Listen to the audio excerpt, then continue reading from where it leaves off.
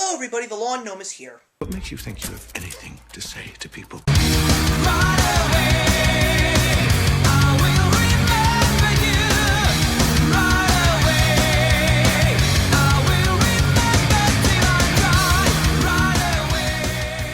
So for the June 2018 One That Got Away, I want to talk about a movie that I was so upset that got away, because it was a movie that I was so interested in seeing.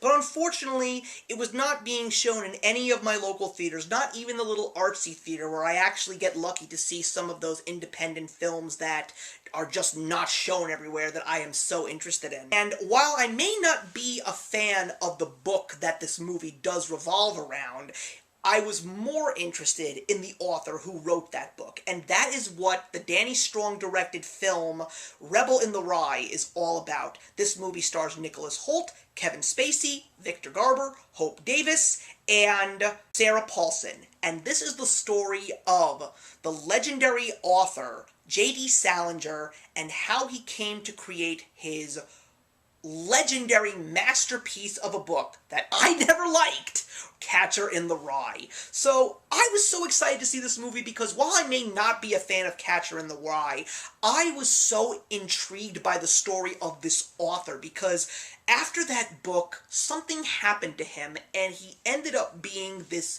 secluded hermit that didn't want to be in the public eye, who hated the fact that he wrote this book, hated the fact that he became this popular role model to so many young kids, and yet he is now even more legendary just because of that attitude that he took on life. So seeing this cast, seeing this story, I had to see this movie, and I finally got a chance to see it. And you know something? While there are some that would say it's just your typical average biopic, I, for one, loved this film. I thought that the acting of this film was absolutely stellar. Nicholas Hoult as J.D. Salinger, fantastic. I loved how he portrayed this character. He really gave me some truly raw, natural emotions in regards to every aspect of his life. As a privileged kid growing up on Park Avenue in the early 1930s, basically trying to find his way, going against the rules in every which way because he believed that he could do something better, he ends up in Columbia University and he comes toe-to-toe with his professor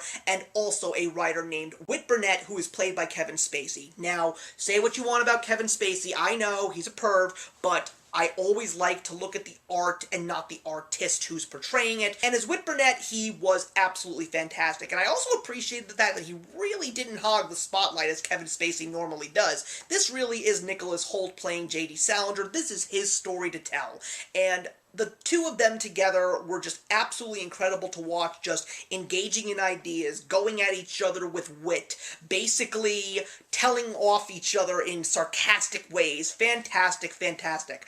And everybody else in this film definitely plays a great role, and I also loved all the history that is involved in this movie. There was a love interest that J.D. Salinger had who ended up being Charlie Chaplin's wife, and that was Una O'Neill, who happened to be the daughter of famous playwright Eugene O'Neill. But after he goes and fights for our country in World War II, after finally getting some work published and finally being a hit in the writing circuit, he's not the same guy when he comes back from war, and that is basically when he's just looking to find a way to keep his sanity, and the only way for him to truly find happiness after seeing so much darkness is to just write his heart out.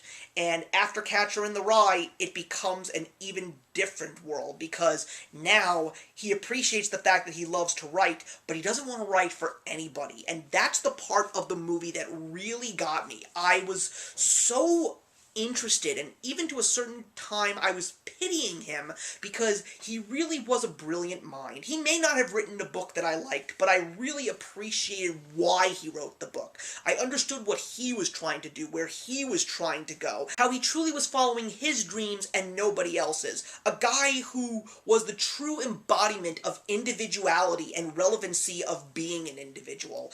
And while he may not have had the most glamorous life for himself, and while he may have had so many hardships till the end of his days, it was because of all the directions that he took and how he always went against the collective mind, how he always went against the grind, how he always went against the mainstream, that he became this legendary, iconic name. And his book and his name are something that are never going to die. He's going to be a legend till the world comes to an end.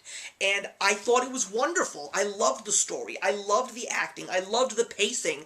The most unique score from a guy who I've never heard of called Bear McCreary. Like, I'd never heard of this composer, and I loved the score. I also loved all the production value. It really made me feel like I was living in these time periods, and I absolutely loved this film. I am quite surprised that it didn't get the praise that I feel that it should. I'm surprised it didn't even get at least any kind of an Oscar nomination. I mean, I don't think it's ordinary. I think that there's something truly extraordinary in this film.